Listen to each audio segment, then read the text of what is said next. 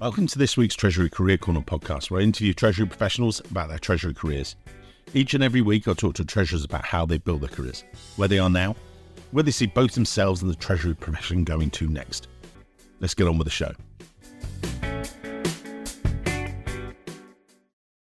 Hello, my lovely Treasury Career Corner podcast listeners. Just so I'd hop in before you listen to Treasury Career Corner live in New York. Just wanted to let you know, this was recorded live. We had lots of issues with the sound. Not there in the evening, everyone could hear. Unfortunately, our recording. We tried to improve it as best we can. I think it's pretty good. You get to hear from the amazing Frank Barbara, David Viney from Harley Davidson, but Trish Fisher as well. But Trish's sound comes in and out. We worked on it and everything else, but they all sound great. Just listen to it. Some great value there. Enjoy, and look forward to talking to you in 2025. All right, see you soon. Welcome to this evening's Treasury Career Corner live in New York. This is, as I was just saying to the guys, about my 10th this year. So hopefully I'll be getting all right at it soon. A couple of housekeeping things. Firstly, if you've got your phone, switch it off, put it in your pocket. You've made the effort to come all the way here to get some career advice, get some value from talking to three amazing treasurers and a treasury recruiter. You can't have everything. But joking aside, just put it away. It's still going to be there in a couple of hours. I see some people here just switching off. Great. Do that. A bit later on, you're going to get to ask the panel, who will introduce themselves in a moment, some questions. When was the last time, March, that you got to speak to three amazing treasurers? You don't. This is an opportunity for you guys here in the room to actually get some great value and ask the questions you want. And also they're in front of everyone, so they have to answer you. Who am I and how come I did this event? Let's put it up here. You weren't at the last one. Oh, sorry. Yeah, no, here we go. First of all, we're going to thank our amazing host, Brian Cashman. There you go. You got Chris there. Chatham Financial, put your hands up, please. Vic, the guys there, they are paying for the bar drinks, so be nice to them. And be particularly nice to MK at the back. That's it, because be very nice to MK. Yeah, Kariba. Thank you very much. There you go. Very big head. So, been doing treasury recruitment, moving you guys around the room for the past 25 years. That's my sales pitch. Let's move on. Okay, we've got also the amazing Joe Grabowski. Where are you, Joe? There you go. Joe's over there. So if you're looking for a new role, go talk to him. He's a good recruiter. And then you've got me. Can't have everything. This is how it all started. I love talking to treasurers. I had the amazing Chris Fulton, had David Viney, and we'll get these guys on the podcast at a later stage. I thought I'd do 10 podcasts. That's probably what I was going to do. We're now at over 3T. I talk to a treasurer each and every week and have done for the past 6 years. Pre-COVID, started to talk. Then COVID came along. Everyone started doing podcasts. We'd already been doing it. And we love it because I talk about how treasurers start their careers, where they are now, where they see both themselves and the treasury profession going to next. Then it started to become a live event. And that's where the magic happens. Because, as Tony Robbins says, success leaves clues. So when you're listening to these treasurers, pick out what they've done in their careers that you might want to emulate. And also, then again, you can ask questions as well a bit later. So, actually, I'm going to move straight on. There you go. You've got some of the structure there, but let's get on to our guests. So we'll actually start with Frank. Frank, you're the first up. If you would introduce yourself and maybe go through your career, sir. Over to you. Sure. So I'm Frank Barbara, Managing Director, Assistant Treasurer, Global Treasury Operations, Control, Program Management, and have oversight of the Treasury Management System. Imagine putting that on a business card. Very difficult over at Blackstone. I've been in financial services over 30 years. My first 15 years was in the broker-dealer world. Was actually a retail broker the first year out of school to get that out of my system. Then got attracted over to the operations side, and in various broker-dealer operations was always looking for efficiency and how to do things better. Halfway through my career, I started to see alternative asset management, and I really got very focused on it and wanted to figure out how do I stay at my level and transition over to it. So I then moved over to a hedge fund administrator, and that was a perfect way to transition with the right opportunity, working my network to have an opportunity to come in and work for Blackstone. Spent my last 14, 15 years there building out the treasury ecosystem.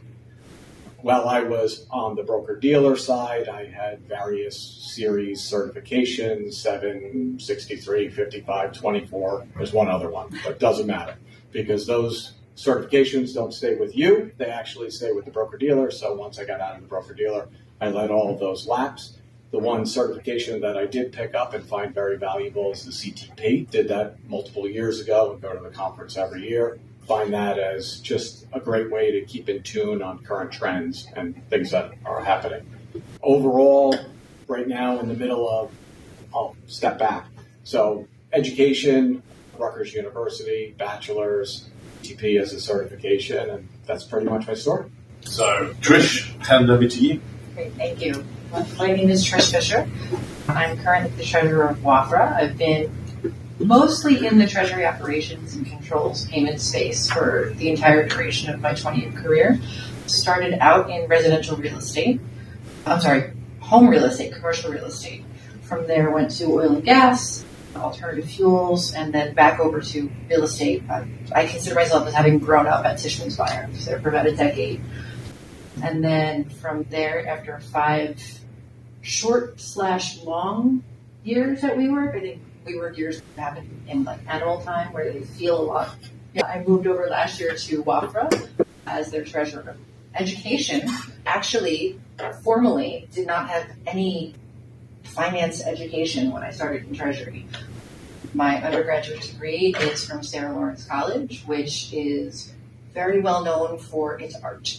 Its artistry, its writing, Jackie Kennedy, J.J. Abrams, really talented people, but not so much in finance. And the way that I was lucky enough to fall into Treasury was my senior year of college. I was really bored. And there was an opening to be the treasurer of the student body. And they said, Trish, you seem like a bad cop. And you seem like the only person on the campus that knows what Microsoft Excel is. And I said, both of those things are true. And I took the role. It's the only paid role on the Student Senate. And that was the beginning of it because I just really fell in love with the budgeting and the numbers and the type A, everything that goes along with Treasury. And that qualified me for that very first entry-level Treasury clerk job in central New Jersey. And I think if anyone here has ever been a Treasury clerk before, that's just a nice word for something else. Currently, I have 2 children, my 9-year-old daughter Ellie, my 11-year-old son Nolan. If you ask them what I do, it's like when my father was still an electrical systems engineer for AT&T some 30, 40 years ago, and I had no idea what that meant. Now I kind of understand what it means to not be able to explain your job to your children. My daughter tells people that I'm the money police.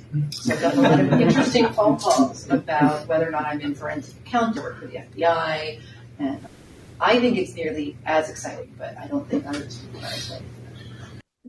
If people do look you up on LinkedIn, which I expect them to, you own the phrase, and when I first ever saw this, I thought someone had hacked your account. Trish Fisher, the Treasury nerd. That you own that. It's true because when I was really falling in love with the technology aspect of Treasury, it was a very fortunate thing for me because I was at one location whose treasury management system, which was on site, the contract was expiring, they needed to replace it, and I was still very young, and they needed someone who was the younger kids these days know more about the computers. So that's how it all started. And I got the treasury bug and the real technology itch from there. And people just kept saying, oh, you just need a nerd, you just need a kid, you just need a nerd. Like it was some sort of bad word. I was like, no, I own that. I'm okay with that. I'm really okay with that. It's what I love to do. Fantastic. So it's okay. She hasn't been hacked. We'll talk about hacking later in cyber. David, over to you. Thank you. Good evening, everyone. I just to prove that there are many different pathways to being a treasurer. Here's my story. I spent most of my time in corporate banking and ABS. So I started my banking career at Barclays on the corporate banking side. So I was effectively a treasury relationship manager for Barclays in my early days. So interacting with treasurers and CFOs, but from the other side of the table. And that was really valuable experience for me very late on in my career because actually understanding the entire banking product suite was really important for me later on when I became a treasurer. I then spent 20 years as an ABS banker, so in structured finance. So originally on the European side, I was running the conduit financing business. First of all, I was at Barclays, then I went to Bank of America, then Mizuho, and then spent 13 years of those 20 years at RBS, or NatWest as they are now today. First of all, I was running the European business, and then I had the opportunity to move to the US in 2005 when RBS set up its ABS business for the first time, and I came here to run and create that. Then when I left banking, I went to the Middle East. They sent me to the Middle East for a year. I spent a year as the country head for Qatar, and then eventually quit banking and decided I wanted to do something different. I eventually went to Terex Corporation, which is based up in Norwalk, Connecticut, about a $5 billion revenue business. They're a global manufacturer of aerial work platforms and material processing equipment and utility trucks. Spent 3 years there running the captive finance business, so mostly the captive capital markets piece of that business. And then 3 years in, the treasurer retired, the president of the finance company retired, they merged the two businesses together, and then I took over as treasurer and ran both the treasury and the captive finance business. And I felt I'd got to the point where I'd probably done as much as I could there. We'd completely transformed the balance sheet, the captive finance company. We'd outsourced a lot of the functions in the captive. Felt there was nothing more I could give. And I was telling Mike earlier, I went looking for another alternative. And literally, I sent my resume out at 7 o'clock on a Tuesday morning. And the job description for the Harley-Davidson role landed in my inbox at 2 o'clock that afternoon. Sadly, not from Mike. But it was, those things never happen. Sometimes the stars align. And I looked at the resume and it was like, wow, this is ABS, it's captive finance, it's treasury, it's all the things I'm familiar with. And it so happened that although they're headquartered in Milwaukee, the company's gone completely remote. So I'm able to do the job from my basement in Connecticut and get out occasionally, but that's what I'm doing today. I'm now the treasurer of Harley-Davidson Financial Services and the motor company as well. So that, in a nutshell, is my story. Thank you. Now, looking up at the board here, you'll see we talk here about what part education qualifications have played for our panelists, but we've got a more senior room, as we've talked about and seen. So actually what I'm going to do, we'll start with Frank. We'll talk about this. We just talked about this, is you guys run teams, you coach and lead people. You also, as you say, very much into AFP and supporting the associations. Literally, Trish and I have just come from New York Cash Exchange past couple of days. Wanted to explore with you how important you think having treasury qualifications are. You touched on CTP earlier, but then also networking. That's played in your career. So we'll go with Frank and then Trish and then David. Over to you, Frank. Yeah, for the certification piece, I'm a true believer in CTP. It just ensures that you're keeping current on the treasury landscape, and most importantly, it connects you into a community, and it allows you to try to not have to reinvent the wheel when you have challenges and problems. You can tap your network and or the community on the shoulder and find out just through conversations you could solve things, and or they might have already solved it. I'm a big believer in that, and I think it's an important facet when hiring, but it is by no means the only facet. For me, what's very important is I have a really strong team, and I put a lot of time making sure we have the right pieces in there. And it's getting people with different opinions that are very passionate about what they do, but they're very respectful of other people's opinions, right? You got to create that safe space where, a very junior person feels free to speak up, and it could be one of the most wonderful ideas you had or heard. And if you don't create that space, that opportunity never happens. So when looking at networks, key majority of my jobs that I've had on my resume is due to a network and or friend, and both of them intertwine very closely.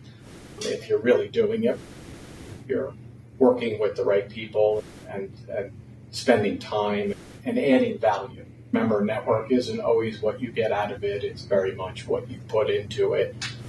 And when you do that, you'll see the return come out. To go back to the educational piece, I'm not overly concerned with that. I really want to have someone who's passionate. I can teach them. We don't split the atom, guys. We don't build rockets. I can teach them whatever they need to know, but I can't teach them how to work hard. I can't teach them how to be inquisitive. I can't teach them to be respectful of their other team members. So those are the aspects that I generally I completely agree with your perspective on the CTP. I'm partial to the Treasury Management Association as opposed to the AFP, but that's because I'm on their board, so I'm biased to transparency. In terms of education, as I mentioned, my undergraduate degree has nothing to do with finance, so I don't think that it makes a difference. Actually, one of my greatest hires was a gentleman who was still working on an undergraduate degree. And his resume was just, he ran his own business at one point. He worked in a factory at one point. And this guy is a jack of all trades. And if you're in treasury operations, it's exactly what you have to be. You have to know a lot of little things about every little thing and how things fit together in order to really do this job. So I'm not looking at whether or not you can pass a test. I'm looking at whether or not you can make sense of something that doesn't make sense while it's on fire, which was very helpful in a certain role in my past. And you just touched there on New York Cash Exchange and things like that, the T-Money and things. Why do you think associations still have that part to play? Actually, a great example from yesterday. A person who I had met at a role who, prior to my really taking him under my wing, you just saw that he was a good kid. You could just see that he really had the interest and the dedication, the drive. He just needed the guidance. He came to me and he said, I don't know if I should take this offer. I wasn't looking after you got here. It's the usual ego stuff that you're supposed to say to your boss. And he said, no, that's a great opportunity. You really need to take that. And he did. And since then, he's gotten the CTP. He's joined CMED. He's joined the AFP, the whole thing. And I ran into him yesterday. And I introduced him to the president of the board. And he said, I want to volunteer. I want to grow with this firm. I want to grow with this industry. And it's just a matter of networking to get this gentleman to meet this person. I would say, yes, there are some people in my team who have the CTP qualification, but again, I would agree that it's not a huge differentiator. I think what is a differentiator is being a lifelong learner and having that intellectual curiosity to really dig in and understand all that's going on, with, especially in a treasury role. If you think about a treasury, you're at the crossroads of almost everything in the company. And so having that intellectual curiosity to really dig in and understand what's going on, how to connect the dots, what's happening strategically across the company, I think is way more important than any educational qualification. In terms of networking, I've said this before, actually, that I think a couple of the roles that I've had over the years have come from the network that I've developed. But I think it's also important to develop a network as a two-way street. You should not be developing a network solely for your own benefit and milking it for your own benefit alone. It's really important that you put the work in to help other people as well as yourself. Because I've said a couple of times before when I talked to Mike that the opportunities that I've had have actually come from me helping other people, where there was an example of many years ago when after I'd left RBS, somebody came to me and said he was a regulatory specialist at RBS. RBS was shrinking after the government bailout in 2009. And he came to me and said, look, I'm going to have to leave at some point, but I just don't know what I'm going to do. Could you meet me for lunch? Because I'd like to understand and get your advice in terms of what I should be thinking about. And this was 2012. And I said, you know what, right now, and even today, banking, the one part of banking that was growing at that stage and still is, I think, is regulatory controls. And I said, you're going to be in huge demand for the skill set that you've developed. So anyway, we had the lunch. I gave him the best advice that I could give him. And it was literally, I think, 4 or 6 weeks later, he called me and said, I've just taken a call from a headhunter. Again, it wasn't Mike. I've just taken a call from, so he got a call from a headhunter and he said, they're looking for an ABS specialist at Terex Financial Services. I've given them your name because I think you'd be a good fit. And then somehow that's how I ended up at Terex. The point I'm making is that, yes, it's important to put the work into the network because eventually there will be opportunities that come from it. But don't think about it in the context solely for your own benefit. Put the work in for others because ultimately things will come back and benefit both of you. When David was on the podcast, you did this mind map and everything else, and as we've got some of the stuff here, we'll come to you and then Trish and then Frank about you as a leader. I know that you're a voracious reader and you've loved that stuff. Why do you think that, again, maybe as advice for some? We've got a mixed audience here. We've got some senior treasurers, but we've also got some treasury managers, senior treasurers who are wanting to get that next step? I would say studying is really important. Understanding the wider world, the financial world, and understanding how markets interact, the treasury market, the financial markets. Clearly, that's really important. So understanding current affairs and current events is critical, I think, for everything that we do. I'm an avid reader and have been most of my career. I think when I was in the ABS world, I didn't have time for anything. I was commuting into London, working crazy hours, never had time to read even the Financial Times, let alone books and other things. But for the most part in my career, I've spent a lot of time and still do read a lot of books. And I advocate that in my team as well. So ever since I've been at Harley, every time we do a Treasury Town Hall, I do a book giveaway. And part of the reason why I've done that is that we are completely remote, generating some sort of positive interaction with your team when you're all remote and only get together maybe 2 or 3 times a year is hard. So it becomes a bit of a joke, but it's also actually a way of binding the group together. I think there are some people in my team who would rather I didn't give the books away, or at least if they do, they at least had a choice of the book rather than me giving them the book. But I've actually been doing this now for at least a couple of years, where every time we have a town hall, I will bring some books along with me. We do the sort of the Wheel of Fortune thing and spin it around, and then somebody gets a free book. The original idea actually was that we would encourage people to read the book and then come back and tell us what they'd learned. That didn't last very long. But it's the serious thing is that it's a bit of fun. It binds the group together. But I think there's a more important story, which is encouraging people to read and understand the outside world and what's going on. The themes of the books for me, for the most part, are either leadership or strategy. And I've spent a lot of time on both and got a long list of books that I've read and shared with people. And often I think that leadership skills, you can find them all over the place. I talked on the podcast when we met a few months ago about a book about Ernest Shackleton, who led the Endeavour attempt to traverse Antarctica over 100 years ago now. And you might think, well, that got to do with Treasury. It's got everything to do with Treasury because it's all about leadership. He managed to get 28 men home safely after 2 years of being stuck on the ice in the Antarctic. It's a crazy story. And actually, I discovered it for the first time a few years ago. I went to a Harvard Business School reunion where they got a strategist who's like a historian on their faculty. And she pulled up this case study about Ernest Shackleton. I'm like, oh God, what am I going to learn about? Why am I doing history lessons when I'm at Harvard Business School? And my jaw just dropped as she started to explain how Shackleton had used all of his leadership skills to keep this diverse group of very difficult characters together and alive and got them all home safely after 2 years of floating around in the Antarctic. So I think there are aspects of leadership that you can pick up from a whole variety of different sources. And it doesn't have to be just from your day-to-day treasury role. There are many things that you can learn from the outside world. For me, I make a point to really humanize the folks that are on the team. It doesn't matter old, young, what their hobbies are.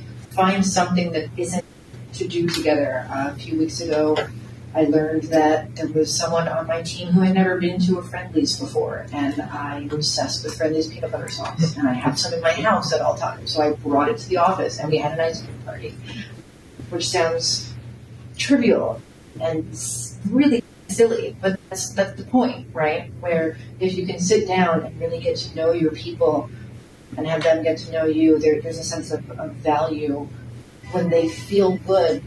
That sort of camaraderie, that friendship that you establish. And of course, you're at work, so can you be friends with people you work with? Yeah, you can be, and it's important that you are, because you need to know, especially in Treasury, that you can trust the people on your team. They're doing important things, lots of money movement, lots of potential room for error. If you're looking at an I instead of at a we, you're already failing in this role. Couldn't agree more. Form personal relationships. It's key. You see your coworkers as much as you see your family, sometimes more. It's vital to have a personal relationship, provide transparency. Transparency breeds trust. It's very simple. People will not follow you if they don't trust you. Provide real-time feedback. If you're ever in mid-year review, quarterly review, year-end review and you are saying something that they're surprised with, you failed as a manager and you did not let them know at the moment they could have corrected it sometime earlier. That end-of-year review should really be a reflection of everything that you've already discussed. Put all of those together and you get a really cohesive team. You really want to also, you are the boss, so you need to make sure things are executed, be tough but fair. There's nothing wrong with saying, let's look at this issue and logically walk me through what you were thinking. And you do that on a one-on-one setting, do it with the whole group, of course, and then teach them a better way to do it.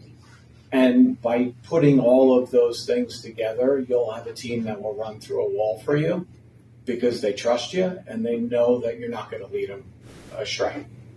We'll start again. Actually, I'm going to put this question back to you, and an extension of that, Frank, is COVID. We had COVID we went through, then new ways of working from home, hybrid. I just wanted to ask the panel how you were before set up, how you are now. And then Treasury, by its very nature, I've said to people, is collaborative. So the sum of the parts and everything else. So how is that for you guys? How do you maintain that as leaders yourselves? So with Frank, and then we'll come back through Trish. So let me first start off with sometimes it's better to be lucky than good. So before we went into COVID in the summers, I tried to have one team member every Friday leave at 4. But they would never leave because the team was getting hammered with just tons of volume coming through the pipes. So I said, all right, we got to change this. You're going to work from home on that Friday. So at least, even if you stay a little bit later, you close the computer, you're home. And what that did unintentionally was prepared us in 2 weeks' notice to have full functionality at home. And we already had the guidelines and rules by which you could work from home. Number one, you need to be able to do your job. And believe it or not, you got to walk through all this stuff, right? You need full connectivity. If you are IM'd, don't disappear. Because next time we do the round robin of someone that's going to be working from home on that Friday, you're going to skip that one. I never had to do that, but that was the threat that was out there, right? Answer your phone, be available.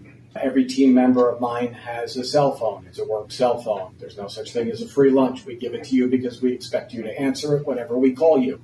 You put all of that together, and then when we were in a situation of can we operate remotely for an extended period of time, I was able to say unequivocally, yes, we can.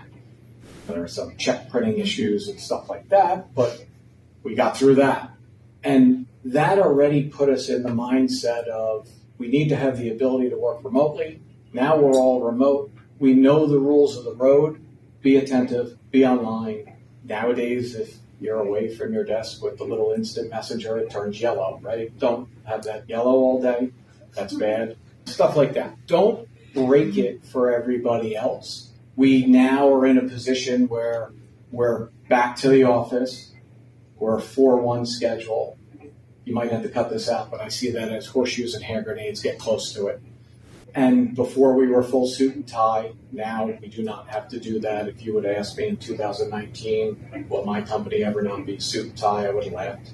Will we ever have some sort of remote schedule, I would have laughed. And it's provided a great amount of flexibility for people to put in the same, if not more, effort, but still be able to have some flexibility during the week. And as long as you're doing your job and you're getting things done the way we need them done, I'm not going to micromanage that aspect of it. Like I said, sometimes it's better to be lucky than good. And we put ourselves in a position to succeed in a fully remote environment before we had to, so we passed with flying colors. Similarly, my team and I were very prepared to be fully remote before we needed to be, with the exception, of course, of check printing. Yeah. And we switched into virtual lockboxes, fun things like that. But it's interesting because I was in a different location, I was at a different company at that point. And it was a company whose culture was that of flexibility. Work from wherever you want, wherever you have to. If you you need to go somewhere else, we have another location for you, that sort of thing. Now I've switched over to, and post-COVID rather, it was mostly a 3-2 setup. Some folks, as long as you were in any of the locations, they were okay with it. And even prior to COVID, I could show up in pajamas and be taken seriously, which was a real adjustment for me to understand, but okay. Now in the firm I'm at, it's 5 days. It's very conservative, traditional, and it's the polar opposite of where it was. But on the flip side of that, we do have certain days where we can work from home, we certain holiday, if I want this one, you take that one sort of thing. It's not extremely rigid, but I will say that this is quite literally the first time in my life that if I'm not at work, I'm not at work. And I've never experienced that before. And from a timing perspective, it's actually quite good because it's nice. My kids are still young enough that they like me.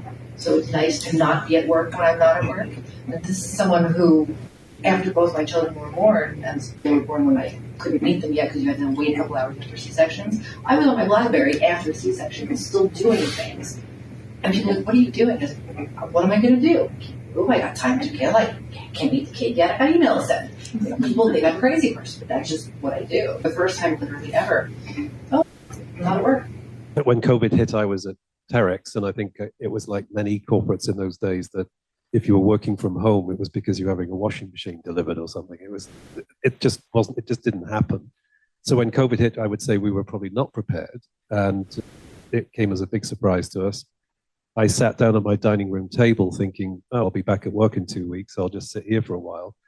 And 2 years later, I was still sitting at the same dining room table, driving my wife crazy, and eventually decided it was time to move, at least to another part of the house. Since I've been at Harley, so during COVID, they were all in the office in Milwaukee. So everybody worked together, as was conventional in those days. They chose to go completely remote during COVID, and we're still remote today. And I would say, clearly, it has some benefits in that we've been able to attract a lot of talent across the US that we wouldn't otherwise have been able to attract because my team is literally, they're all over the US and overseas as well, but that was always the case before, but they are all over the US. We picked up some really good talent as a result of it.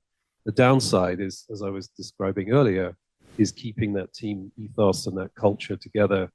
And it is hard. We are unable to get together as a group maybe 2 or 3 times a year in Milwaukee.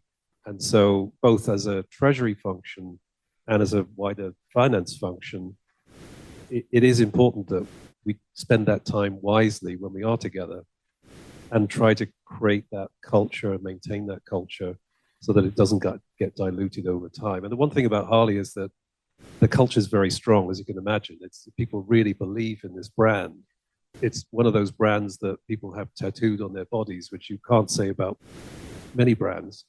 And so people are real believers in it. So the culture holds together very well, but we don't want to dilute that culture because of the remote working that we're going through and have continued to go through since COVID. One other thing I wanted to pick up on what Frank was saying earlier about being authentic and honest with your staff. One thing that I did during COVID was I became a certified red team thinker because there was a book that I read during COVID.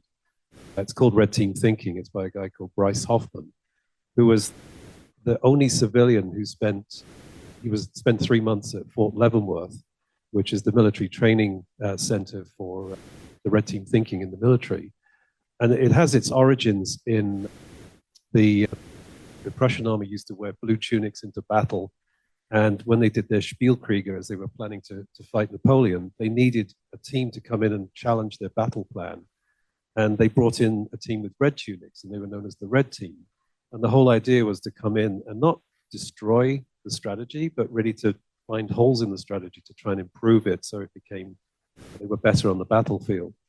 And so I spent time during COVID learning how to become a red team thinker and then tried to instill that in my team.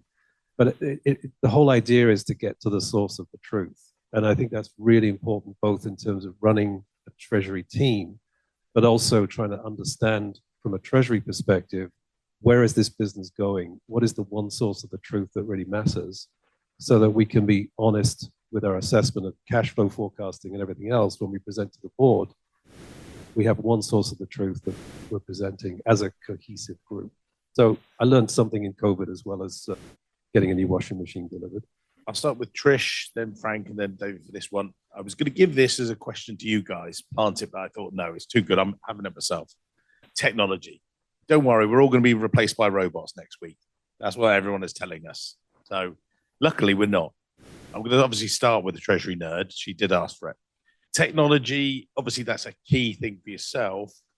Where do you see it coming in? We've just done the conference, and that was its different sessions and how we're going to be replaced, but how it's going to augment the roles.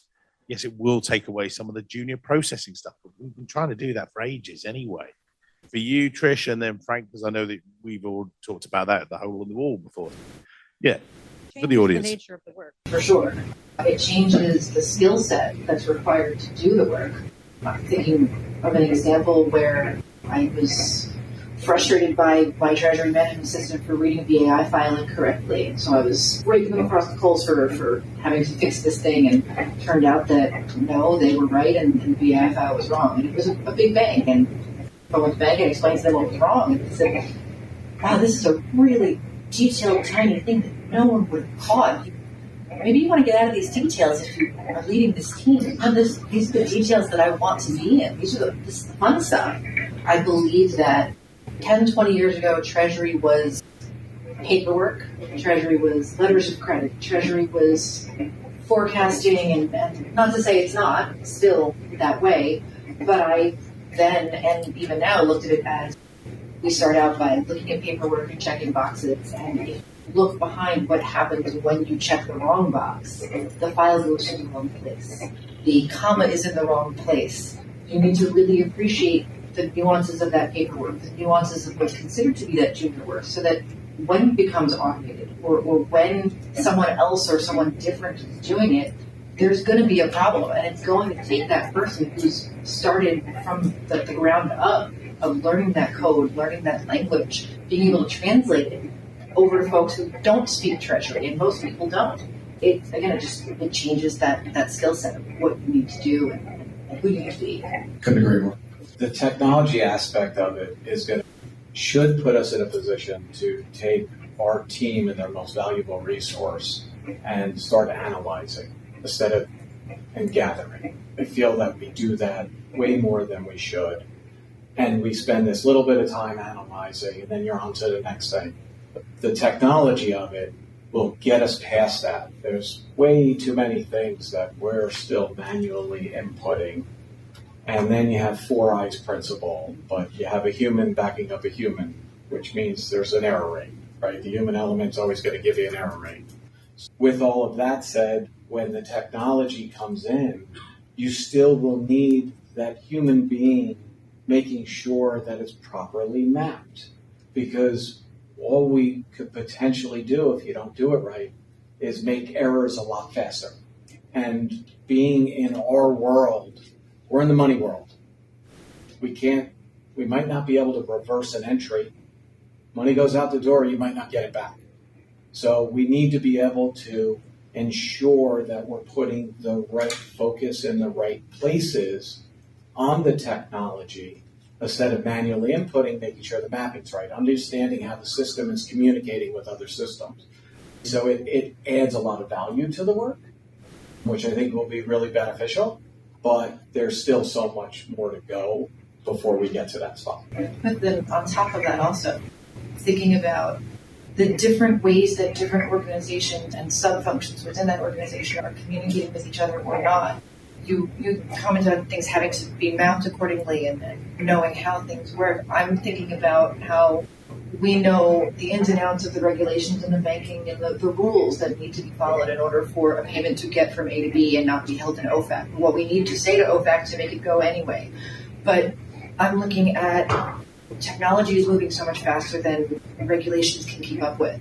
And you look at third-party servicers who don't have to follow those same exact rules because they're not banks. And then you see tech people who are like, I could just API this from A to B and I'm going to move faster than Treasury. And then 6 months later, Treasury's solving the problem because they didn't know the regulations. So it's more than the mapping. Yeah. It's the language, it's the internal network within that company, so that when the IT team says, what is BAI? What does that mean? You could sit down and maybe take a drink, depending on what time it is, and fix the problem. Yeah, and then to add to that, the overarching piece that I think is becoming a much bigger piece of our world is fraud. The more connected, the more susceptible you are to it. And the pre-validation that's coming out, the different things that are going to replace the callback in the due diligence, like that's fine-tuning a lot of my focus on that right now, because I basically took a straight-through process of onboarding a counterparty, sending a payment, broke it in half, and stuck a human being in the middle and to combat fraud. Well, now I want to get a system in there instead of the human being, but still have it managed by the appropriate people to ensure the system's doing what we're expecting it to do. And then once you feel comfortable with that, all the game's going to change. I agree with all of that. I would say clearly technology is going to change Treasury and is changing Treasury. AI, robotics. I mean, I was shocked when Dana was on this panel 6 months ago and was describing how at NASDAQ they're scraping the balance sheet every day and AI is doing all of the trades and effectively doing all of their hedging. But the one thing I would say is that technology will solve a lot of things and it will create the opportunity for us to be, I think, more strategic and more analytical in our day-to-day jobs. But technology is not an excuse for not understanding the inputs. And if it's garbage in, garbage out. And as an example, in my previous company, which will remain unnamed, when I was first treasurer, I was trying to understand our hedging strategy. Because the CFO came to me and said, there's something wrong with our hedging strategy because we're creating crazy FX movements, positive and negative, every month. And one of the first things I want you to do is to dig in and understand what's going on. So I dug in and we were going through in a huge amount of detail, trying to understand what we were doing, why we were doing it, when we were doing it. And I kept being reassured that we are doing all the right things. The strategy is the right strategy. We've validated it with external banks that this is absolutely the right thing we should be doing. I said, but surely your hedging strategy is only as good as your inputs. And how good is our forecast? Oh, it's terrible. Okay, so help me understand that. And then they pulled out reams and reams of historical Excel data that showed how inaccurate our forecasts were every month. And I said, I think that's the problem. It's not the strategy that's the issue. It's the inputs. And it was actually, we had 3 business units at that company, one of which was, it was very volatile. We're an industrial, cyclical industrial, but that one segment it's cycled within the cycle. When the rental houses stopped buying area work platforms, they stopped buying them immediately. It was as soon as the market turned, the economy turned, they switched their capex off overnight. And so that business could move really dramatically as a result of that. And so we were hedging against a forecast that was very volatile. And so I think the point is that from a technology perspective, yes, it's important. Yes, it will create the opportunity for us to be more strategic and more analytical, but we have to beware that the inputs are the right inputs, or we're just going to be hedging or doing whatever we're doing incorrectly. More to that as well, it's not just the inputs, but the gateways and the avenues. Because if you've got technology method A, but you haven't prepared for B, C, D, and E, just in case A goes down, then what? I'm thinking, just curious if anybody in the room had to get rubles out of Russia recently and things like that. I am thinking about a real example after that war started when no one could move money. But we got it done because we had a plan B, C, D, E, and F, and it didn't involve a carrier provision. I'd like to give a special thanks to Flywire, our fantastic sponsors. If ever you've wondered whether there's a way to ease your international transaction hassles, they're the guys to talk to. If you follow the link in our show notes, you can see me talking to my mate, Greg Levin, their Senior VP of Sales. I get Greg to explain who Flywire are, how they can help you and your treasury team with your cross-border payment headaches. Follow the link in today's show notes. Let's get back on with the show. We're going to come to questions shortly. I've just got one final one before we do questions. Okay, do ask these amazing panelists. Looking back at yourselves as treasury professionals, how do you keep yourselves motivated? How do you we got asked this actually yesterday a little bit from some of the more junior audience members. They said, "Oh, where do I see myself go? Where do you are 3 successful treasurers. You've got there. You've obviously faced some good times and some tough times. How have you kept you going from there?" I'll go David and then across. I come back to what I said earlier about reading. That you can never know everything, and there's always something to learn. And in fact, if I look back at my career, I think I've reinvented myself several times. I went from corporate banking to ABS. That wasn't easy. And it all came about because of battling pretty hard to get in front of the people who were recruiting into the ABS group. I then reinvented myself again when I was a country head in the Middle East. I reinvented myself as the head of the captive finance company, reinvented myself when I became a treasurer. So from my perspective, I think there's always something to learn. That's what keeps me motivated, is that you can't possibly know everything. There's always something that you can learn every day. If one career path comes to the end of the road, there are always other opportunities. You can always find a way to recreate yourself somehow. And so that's how I keep myself motivated, is that keep learning. There's always something to learn. And if you hit a dead end, there's always another path. I don't want to sound negative, but almost conversely to that, it's not a matter of wanting to constantly be learning to stay motivated so much as acknowledging I'm not bored. I'm still interested. I still want to be here. The moment that you're bored, something is wrong. When you're not excited anymore, even if you go to work every day and do the same thing every day, there's always something different about what you're doing. If you can't find that, think of whether or not you still want to be there. As I said earlier, I feel like I grew up at Tishman's Fire, and I didn't want to leave, but I knew that I had outgrown it, and I was bored. And despite loving my coworkers and loving what I was doing and loving my projects, I had gotten all I could get from it. And it was gave my notice and cried like a child as I gave my notice to my boss that day. Very fortunate in the position I'm at now, where I have the ability to build something. And I must have done something right, because it's been the Treasury ecosystem that we've used for the last 15 years. There is a lot more that needs to be done. And I think every 5 years I say, it should take another 5 years. And then there's a lot more that needs to be done. And I have a feeling that it's going to keep going and going. And like you mentioned, there's always something new coming up. There's a new line of business. There's a new way to do things. And we're in the business of saying yes, right? We don't say no. We say, yeah, we could do this now. We might say, yeah, we could do it, but we need to do it this way. Not the way that you're saying, but always having those alternative things come up that you have to figure out how to standardize, get into a system, build a new system, expand the system. It makes every day different, and it just keeps me very much involved, where I joke with my wife and say, this is my retirement. I feel the same way. People say to me, what's the craziest thing you would do if you won the lottery? And I say, go to work. Because I can't not. I don't want to not do what I'm doing. And that's one of the reasons I do the podcast, I do these interviews as well, because the variety of what you do is quite weird. You've all got the title treasurer, per se, but you all do it differently. There's a lot of similarities, but lots of differences and things. Now, Again, I was asked by a C earlier today. She asked me, she said, how come I've done treasury recruitment? I said, way back when I first discovered treasurers, and when I started to go out with you guys, I discovered you were the first to go to the bar, usually the last to leave it, with me a lot of the time. And so we are approaching drinks time, so we always finish on time, even though it's my session. I don't want to overrun.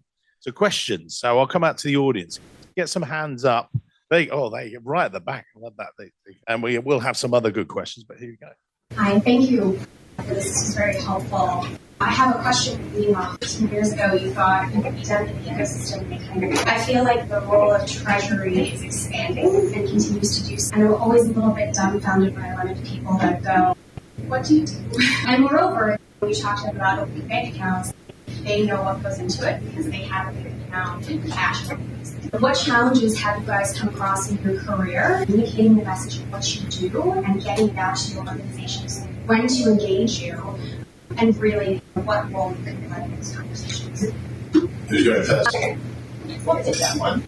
I think I love that question because I've been in a position more than once where I've come into a role and had to take a very decentralized piece, many decentralized pieces of Treasury and centralize it and standardize it, but standardize it in a way that still adds that element of humanity to it, where people feel that warm fuzzy that, oh, even though it's a bank account or even though it's this standardized streamlined process, there's still enough element to it where folks feel they're receiving that individualized attention. I hired a gentleman once because, yes, he was qualified and yes, he was great, but the thing that he closed his interview with me with was by saying, there's a person behind each payment. And to see someone look at something that can be perceived as such a binary activity, as something so human, it's more than an ice cream sundae, it's more than things like that.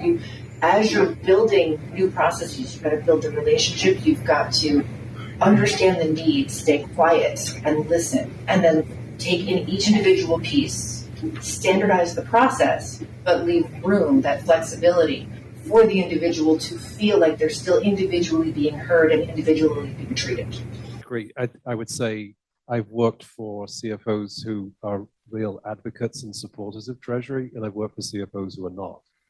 And obviously, those who are not are far more difficult to deal with. Do you know, when I first became a treasurer, I found a document, you may have seen this before, but I think it's called Treasury Strategies. If you look it up, there's a document that says it's called Treasury the First 100 Days, and it's advice for a new treasurer. And that was just a minefield of fantastic information. And there was a lot of really good advice in there as well. And I remember the two things that I can remember. One was get aligned with your CFO, get aligned with your boss, because you can't get anything done unless you're on the same page. But then the other thing they said was obviously get aligned and work in conjunction with all the other finance functions, and in fact, all of the functions in the company. And so when you're new, or even if you're not new and you're trying to advocate with somebody who doesn't necessarily value or understand Treasury, it's really important to build those relationships, both with the CFO and all of the finance functions and all of the other functions that you interact with on a day-to-day basis. Right? A little bit more micro approach. I try to do the good, better, best. So what will happen is someone will come to Treasury because there's a problem. Because that's when everybody finds out who Treasury is, right? When something goes sideways, the offensive line of the NFL team. And then I'll have the good, better, best. It's good that you're coming to me. Let me see how I can fix this. It would have been better if you involved me in the first place so we could avoid it. It would have been best if I was involved in the planning. And then they start seeing how I'm going to mitigate their risk, and they start seeing the value in it. And by constantly repeating and delivering, you have to deliver, you start to get that momentum of, hey, let's loop in Treasury before we commit to something because we want to mitigate as much risk as possible. And just keep beating that drum while delivering every time. And you'll start to get that reputation where the business is going to turn to you at the appropriate time, which is, remember, good, better, best is always the appropriate time. And you're able to help them mitigate whatever risk that they're dealing with at that time. Hi, thank you, Mike, for organizing the event. Alexandros Koliavras, thanks very much, the three panelists. I have a question for Tris. You mentioned that you're at the board of the Treasury Management Association in New York. What would be your advice for the young treasurers, or generally for the treasurers, what the Treasury associations can offer to the members? I'm the president of the Greek Association, and I would like your perspective. I thank you, particularly coming off of a 2-day conference, which is the T-Manny's annual extravaganza. I really appreciate the question. I typically tell young folks that it's most important not only to attend, but to volunteer. Similarly to the gentleman I was referring to earlier, introducing him to the president of the board yesterday because he's hungry for more. He wants to do more. We are more advanced in our careers, so we're in a very unique position, and it's a privilege and a responsibility to make sure that we are making those introductions so that folks can continue to grow and continue to expand those networks and really be part of those networks. Actually, we got some really bragging now. Got great feedback yesterday from someone who said, it's so nice to see a board who really likes each other. And it's true, because you can't have success unless you have that humanity and that friendliness. And to see other folks and other members see that is really wonderful. So I would absolutely encourage, again, not just membership, but active participation and volunteering. Make yourself known. So we do have free cold beer out there. So we are going to keep to time. But we've got some great takeaways. So Frank, we're going to kick off with yours. So maybe just cherry pick some of yours, because the panelists will be out there, so you can ask them if you've got further questions. Frank. Yeah. I'm just going to go back to what I said before. No is not an option. You're going to guide them a different way, but you are going to provide a solution. Otherwise, the person who replaces you will. Always remember that. You're here to solve problems. Trish. My very first one, respond, don't react. And that is something that has taken me a very long time. I still have not mastered that, but that's the greatest advice I think anyone can have. I think it's pretty clear that we are all so heavily invested in what we do, because it's, to me, an art form. It's not a job, it's a labor of love. It's hard not to wear your heart on your sleeve. And people say, oh, you have to keep it separate, you have to be okay with that. I don't think you have to keep it separate. I think you need to learn when to respond versus when to react. Yeah, I'll get through these quickly. First of all, I talked about it earlier, build and maintain a strong network, but think about it in the context of a give and take. It's not all about you, it's about your relationship with that network. Be a lifelong learner. I get up every day thinking, what can I learn today? That there is something new that I can learn today. And I think if you have that attitude, that gives you a lot of intellectual curiosity to explore the world. Get outside of your comfort zone. I've done this many times in my career, and I've had probably some of the biggest career breaks because of it. Last year, I'd actually been out for a run on a Monday evening, and the CFO called and said, I've just resigned. You're going to get a call from the CEO in 30 minutes, and they want you to be interim CFO. You've got to decide if you want to do it. Boy, was that the right thing to do. I stepped into that role for a few months, knowing it was only an interim role, but I've learned so much from it. I understand the company way better than I did before, and I think I'm a lot better treasurer because of it, because I had that experience. But if I hadn't had the confidence to get out of my comfort zone, that would never have happened. Learn to tell a good story. So I tell my team this all the time, that sometimes when you present to the board or the CEO or the CFO, sometimes you literally get a couple of minutes to explain something. And you wouldn't believe how difficult that is sometimes. People just flounder with the detail, but without being able to convey the real message to these very senior people who've got very little time and often very little patience. So learning how to tell a story well is a critical aspect of both the treasury role and any senior role, in my view. And then finally, read, study, and advocate. I think I said on the podcast when we met a few months ago, I don't mean call your boss every Monday morning and say you want promotion. But I think advocating for yourself, I see it all the time where people do a really good job, but they don't actually convey or advocate for themselves. And they almost allow it to pass by because people, you've got to advocate for yourself because others won't necessarily do it for you. So don't be afraid to toot your own horn or blow your own trumpet in a nice way, but there are ways to advocate for yourself without coming across as difficult and provocative. So read, study, advocate. I think that's the final thing I would say. And my ones, Carly, my colleague, she asked whether we should change these from yesterday to today. No, and actually I've kept these all the time. First of all, well done.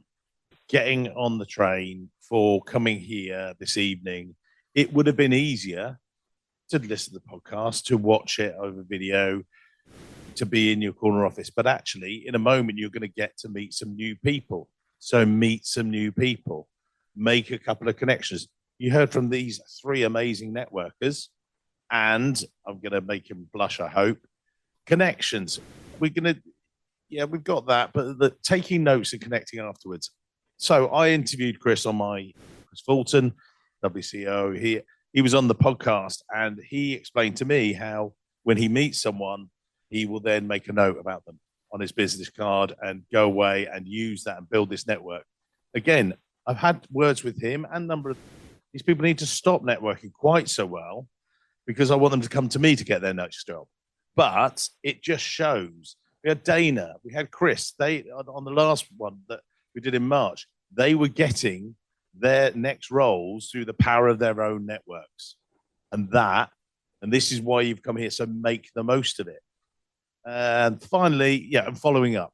So that's the other bit. When you do this, and it's funny, I did actually advise some of the people at the cash exchange, not just to say, connect to Mike, please, just at least throw me a bone. Like, we met once at a bar. Just, come on, guys. Just personalize any invite. So if you meet someone tonight and you want to connect and expand your network, just take a few seconds. You can go on LinkedIn and just say, we met at this event. It's a great way to do it. And all that remains, but we do, actually, I'm going to jump right all the way back. First of all, we're going to go to our sponsors. Can our sponsors put out their hands up once again? We should actually have that there. So we've got those guys. They are what make this happen, as does Chris as well. But more than anything, 3 incredible treasurers. An even bigger round of applause for these guys. Thank you. And the bar's open. Thanks for tuning in to another great episode. You really enjoy it. Thank you very much. You make it worthwhile. Us recording them with these amazing treasury professionals right the way across the world, from the US, across the UK, across Europe. And there's lots more exciting guests to come and lots more live events. We love delivering this content. We get asked now, is this what you do? Do you just do content? Do you just do? No. The reason we do the content is to get to know you guys, to give you back the tips for success, if you like. But we're here to help you hire someone. If you need to recruit, call us, because at our heart, we are a treasury recruitment company. That's how we pay the bills. That's how we pay for the podcast. And that's what we're passionate about. We hear from you at events and things. Can we also help you find your next great role? Can we help you hire? The answer is yes. That's exactly what we do. Yes, we do our Treasury Salary Survey at treasurysalary.com. That helps us know exactly how to benchmark not only your salary, but also when you're looking to hire, we know exactly what the market is paying wherever you might be, whether it's the US, UK, or Europe.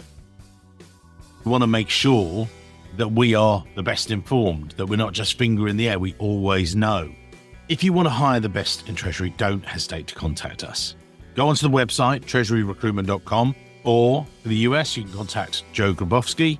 Europe, contact the lovely Katie. For more senior roles and roles across the UK, reach out and contact me, or drop any of us an email, joe at treasuryrecruitment.com, Katie at treasuryrecruitment.com, or Mike at treasuryrecruitment.com. Let us help you make the hiring process as amazingly seamless and easy as our podcasts are to listen to. Thanks for your amazing support, and looking forward to seeing you at either an event or a conference very soon, or just give me a call. Let's help you find the next role or recruit the next treasury professional. All right. Until next week. Many thanks.